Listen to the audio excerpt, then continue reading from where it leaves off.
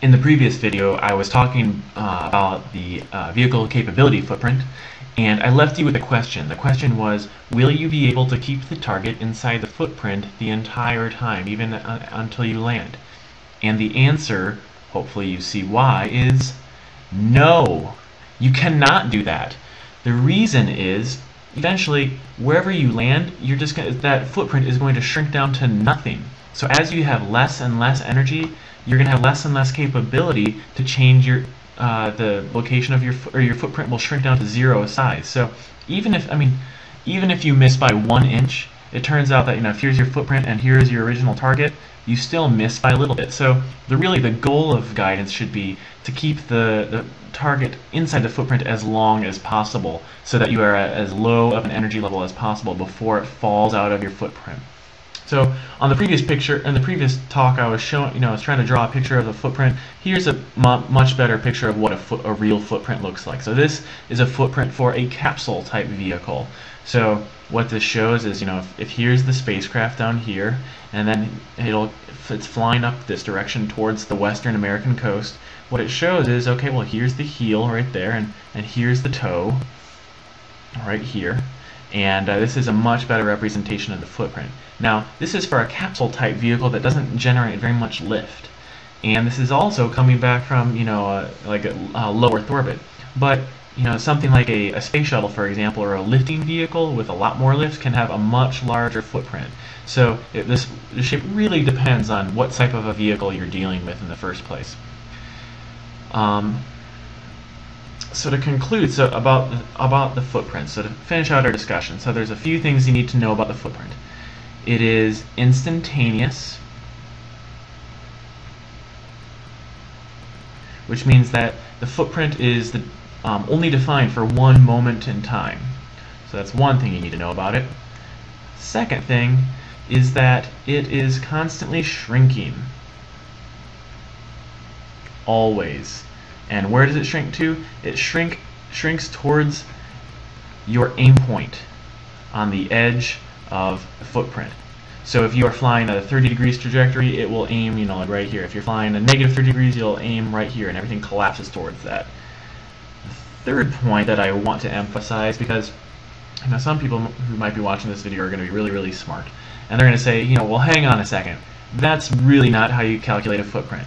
And I would agree with you. This is not the optimal footprint. Optimal footprint. So let's emphasize this. So what do I mean by optimal footprint? So it turns out that you can follow some type of a bank angle profile as you fly down. So instead of flying a constant bank angle, if you change your bank angle as you fly, you might be able to eke out a little bit more performance to go further left or to go further right.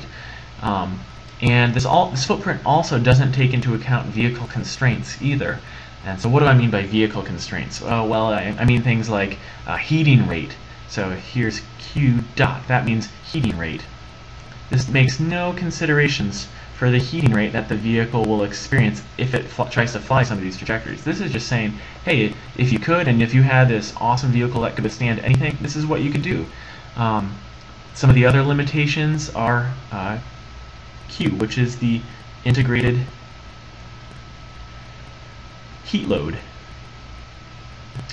And you might realize that, the heating rate influences the total heat load. So this thing is, kind of shows you how fast you're heating up, and then this says, well, how much heat have you built up over time before you can dissipate it through other mechanisms like radiation and such. And there's other effects that we are not including as well, like G-forces or G-loads. So this doesn't take into account limits for G-loads. So this is an acceleration limit.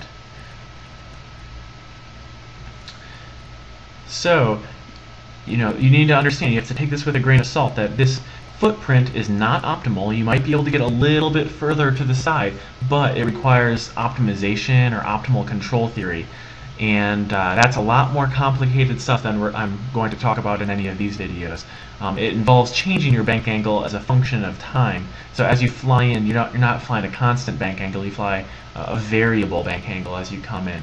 And it requires a lot more sophistication to be able to eke out that extra performance. But just for this example, we're just going to talk about the constant bank angle. One other thing that is very important to note is that this is an estimate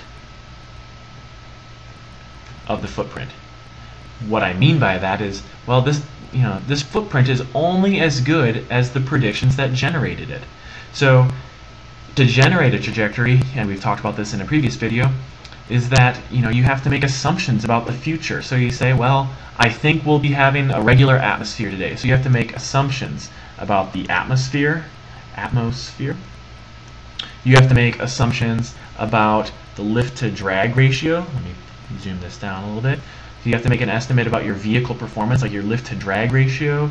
You have to make assumptions about the mass of your vehicle. I mean, you'll have a pretty good idea, but you won't be exactly right. You have to make assumptions about, lots of things. And so if you're not right on in your atmosphere or your lift to drag ratio or things like that, then you're going to have some problems because your estimate's not going to be exactly right. So what we do to compensate for this is we can kind of buy off some of this inaccuracy by playing it very conservatively. We will say, well, instead of assuming nominal atmosphere, and when I say nominal, I mean a regular expected atmosphere, something that we would see on a normal day. And what we would expect, a nominal L over D means a regular lift to drag ratio that we would normally see, or what we expect our mass to be. So instead what we do is we'll say, well, let's assume this is a bad day. And we'll say our lift to drag ratio is only maybe 90% of the expected. So that'll say, well, okay, we're going to be conservative here. We're going to pretend we don't have some of the capability that we think we do. And if you do that, then you will generate a smaller footprint. It won't look like this. It'll probably look something more like this. It'll be a little bit skinnier, and it won't be quite as long in either direction. That's what happens when you reduce the lifting capabilities of the vehicle. Another thing you could do is you could say, well, let's mess up what we think the atmosphere is going to be. We're going to think the atmosphere is going to be worse than it probably is, but we'll be conservative and plan that it'll be worse. And if it gets better, well, then that's great. We can deal with the benefits when they come to us in the future. But for planning purposes, we'll assume we're going to have a bad day. So the main points about vehicle footprints: they're powerful. It shows you where you can go on the globe, which is awesome. It's very good for situational awareness. Something you need to remember is that it's instantaneous, that it's only good for one instant in time. It's constantly shrinking towards the edge of your aim point. This is not really the true optimal footprint because it doesn't take into account vehicle constraints, and it assumes a constant bank angle. And the other thing is that this is merely an estimate, that this may not be completely 100% correct, but it'll be pretty good if you make some conservative assumptions about the future. Alright, see you next time.